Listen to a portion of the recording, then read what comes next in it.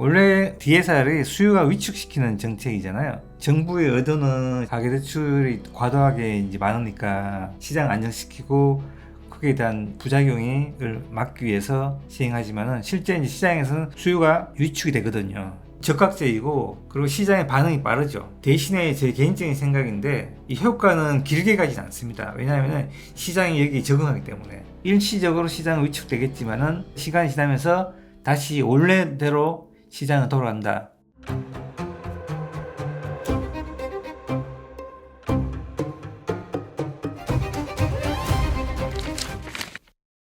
네, 안녕하세요. 부동산 프로파일러 김중입니다. 7월 달에 DSR 3단계가 시행이 예정되어 있습니다. 그래서 최근에 이제 다른 유튜브에서도 이 주제에 대해서 많이 다루고 있던데요. 저도 이 내용에 대해서 조금 관심이 있어서 이번 시간은 조금 여기에 대해서 말씀드릴까 합니다. 3단계 이전에 1차, 2차 시행했던 결과가 있잖아요. 그럼 그때는 어떻게 됐었냐? 원래 DSR이 수요가 위축시키는 정책이잖아요. 정부의 의도는 가계대출이 과도하게 이제 많으니까 시장 안정시키고 거기에 대한 부작용을 막기 위해서 시행하지만은 실제 이제 시장에서는 수요가 위축이 되거든요. 그래서 1단계에서 시행했을 때는 전국 평균 그 매매 거래량이 한 25% 정도 증가했습니다. 실제 시행하고 난 뒤에도 큰 영향이 없었을 거예요.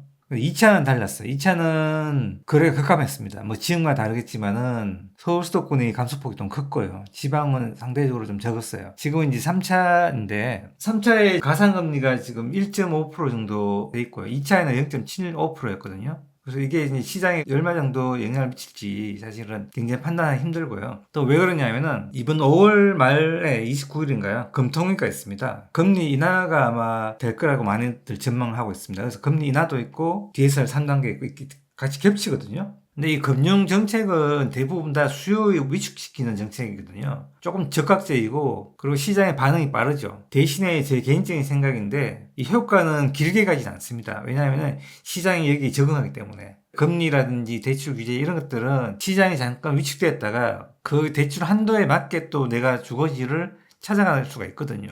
그래서 이 효과는 그렇게 길지 않다. 저는 그렇게 보고 있고요. 그래서 매매 수급이 어떻게 변했는가를 좀 보고 그 결과로 매매 거래가 어떻게 되는가를 보게 되면은 좀 정확하거든요. 그래서 3차도 제가 예측해 보겠지만은 1차, 2차 때 어떤 흐름을 만들어냈는지 한번 보도록 할게요. 그게 첫 번째가 뭐냐면은 매매 수급의 움직임이에요. 매매 수급은 매매의 수요 공급인데 공급의 중요한 역할을 하는 게 아니고요. 매매 수급은 매수 수요가 더 큰 역할을 하고요. 전세 수급은 전세 수요가 중요한 게 아니고 전세 공급이 더 중요한 역할을 한다고 했죠.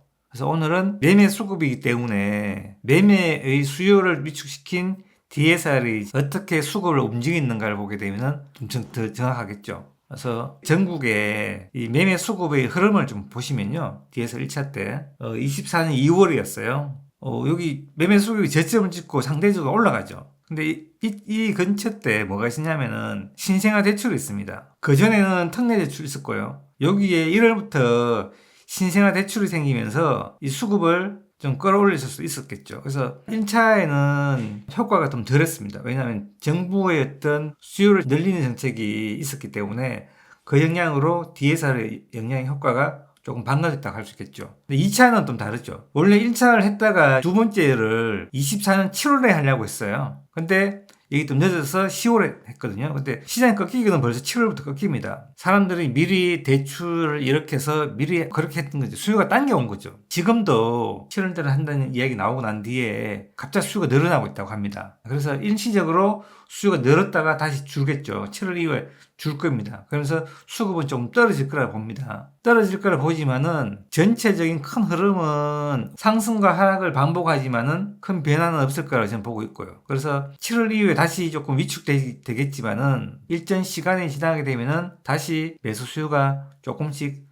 살아나지 않을까 그렇게 전망하고 있습니다. 실제 이제 우리가 그 정책을 하고 난 뒤에 거래가 어떻게 변하는지 한번 보면요. 전국 매매 거래량이거든요. 매매 수요가 줄었기 때문에 실제 이 효과가 매매 거래량으로 나와야 되잖아요. 2024년 2월달 이 시점에 지금 1차가 시행됐거든요. 근데 1차 시행되고 거래가 늘었어요. 이 수급하고 거의 비슷합니다. 거래는. 그리고 여기 7월을 정점으로 해서 거래가 떨어지기 시작하죠. 떨어지면서 2차가 또 시행됐습니다. 그래서 또 떨어졌고요. 이 사이에 신생아 특례대출은 계속 시행을 종료하지 않고 있거든요. 그래서 아마 이 효과도 지금 반감되고 있다 그렇게 보이고 있고요. 저는 이 DSR 효과도 시간이 지나면서 반감된다고 보고 있습니다. 2차 시행되고 얼마 지나지 않아서 토호제가 해제됐죠.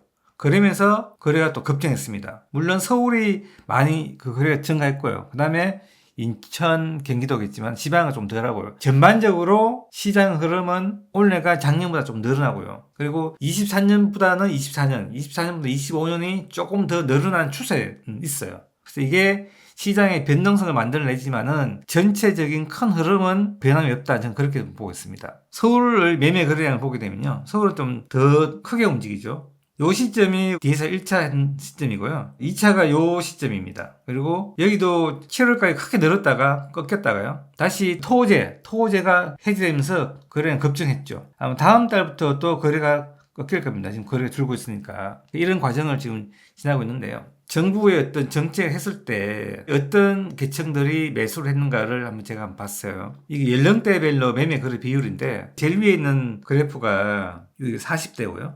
두 번째가 30대, 50대, 60대입니다.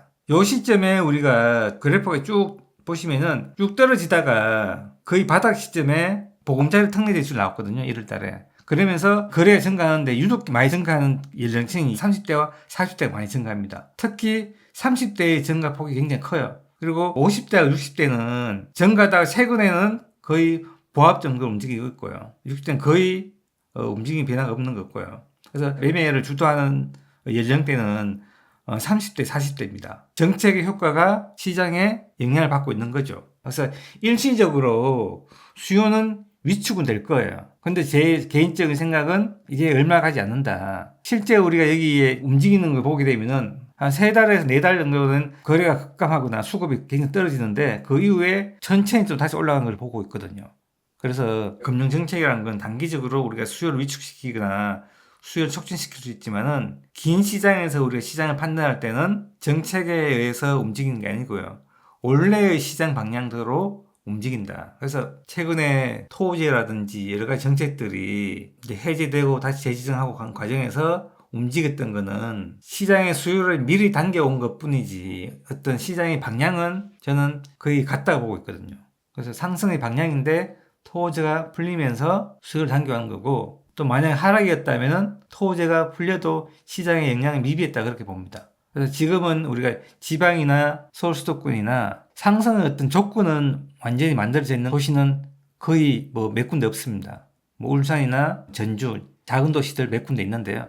그 외에는 지금은 상승을 만들어가고 있는 과정이기 때문에 그 과정 속에서 정책에 의해서 일시적으로 거래량이 늘었다 줄었다를 반복하는 거거든요. 전체적인 큰 그림은 원래도 작년보다는 수급도 좀 좋아지고요. 그리고 매매 거래도 조금 늘어나는 그 방향으로 지금 가고 있다 이렇게 보고 있고요. 결론적으로 말씀드리면 DSR 3단계가 나오면은 일시적으로 시장은 위축되겠지만은 시간이 지나면서 다시 원래대로 시장은 돌아간다. 그러면서 다시 상승의 분위기로 이어가지 않을까 그렇게 조심스럽게 예측해 봅니다. 오늘은 7월 달에 있을 DSR 3단계에 대해서 조금 말씀드려봤고요. 나름대로 제가 생각하는 시행 이후의 시장을 예측해 보았습니다. 여기서 마치도록 하겠습니다. 감사합니다.